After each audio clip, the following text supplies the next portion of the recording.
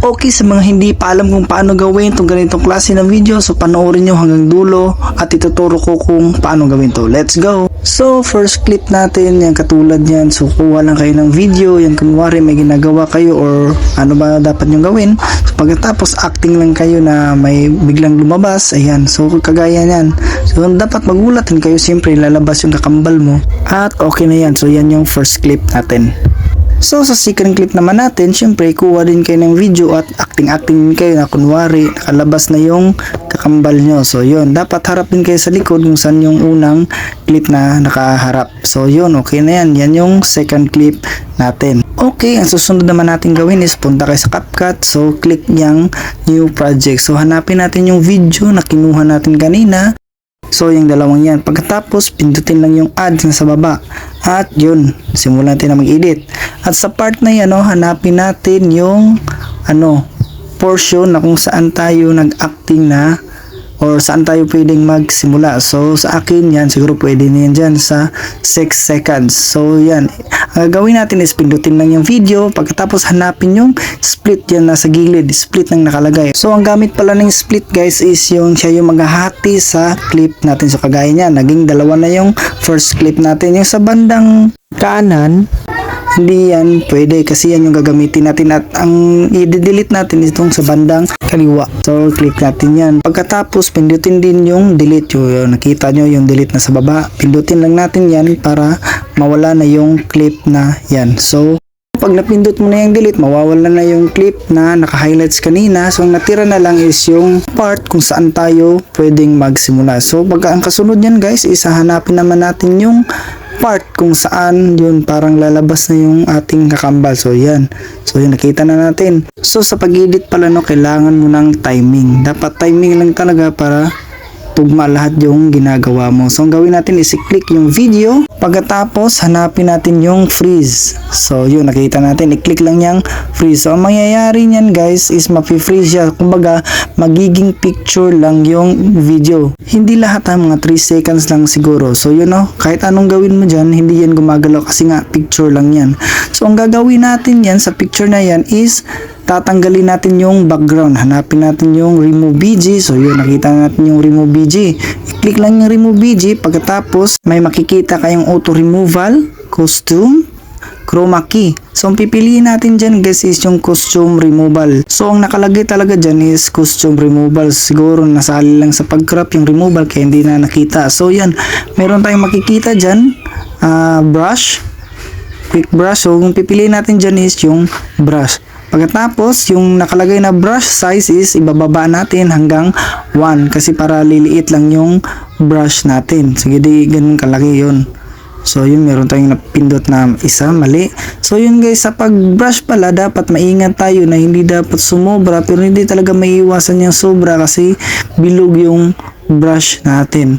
Hindi yung pahaba, bilog siya, pero hindi talaga may iwasan yung sobra. Pero kung may sobra naman guys, gamit lang kayo ng erase. So yun, may erase naman siya. So yun yung nangyari doon sa picture natin na naka-freeze, nawala na yung background at ang natira is yung tayo na lang na naka-freeze. Pagkatapos yan guys, nawala na yung background niya So ang gagawin naman natin is hanapin natin yung overlay. So kagaya niyan. So nakita na natin yung overlay, i-click lang natin yung overlay. Pagkatapos yung naka-freeze na video na nawala yung background is mapupunta yan sa baba. So yun na.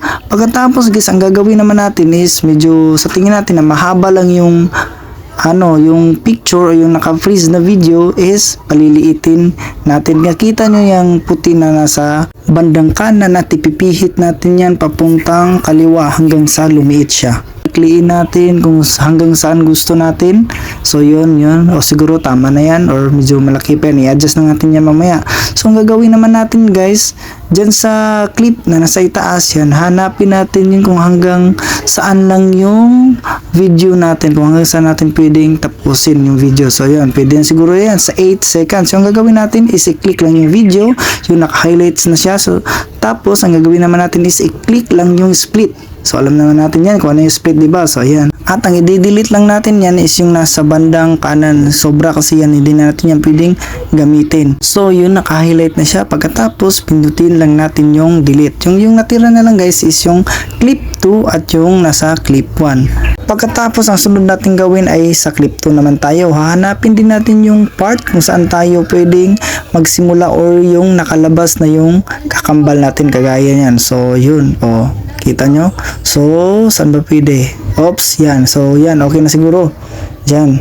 Pagkatapos, ang gagawin natin yan is i-click lang yung video. Pagkatapos, pindutin natin yung split para maputol yung clip na hindi na pwede nating gamitin. So, yun, i-click natin siya para mag-highlights. Pagkatapos, pindutin natin yung delete. So, yun. Nakikita nyo yung delete na nasa baba. I-click lang natin yun.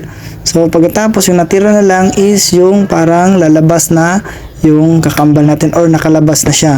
So, yun. Tapos, ang gagawin natin is hahanapin naman natin yung overlay para mapunta yung clip 2 sa ibaba para matapos na yung ating edit. So, yun. Nakita natin yung overlay. So, nakababa na pala yung video, yung clip 2. So, yan. I-drag naman natin yan papuntang kaliwa. So, idugtong lang natin yan dun sa naka-freeze kanina. So, yun yung maliit. Paunawa pala guys, no? Hindi po ako professional na editor. Kakasimula ko lang din po.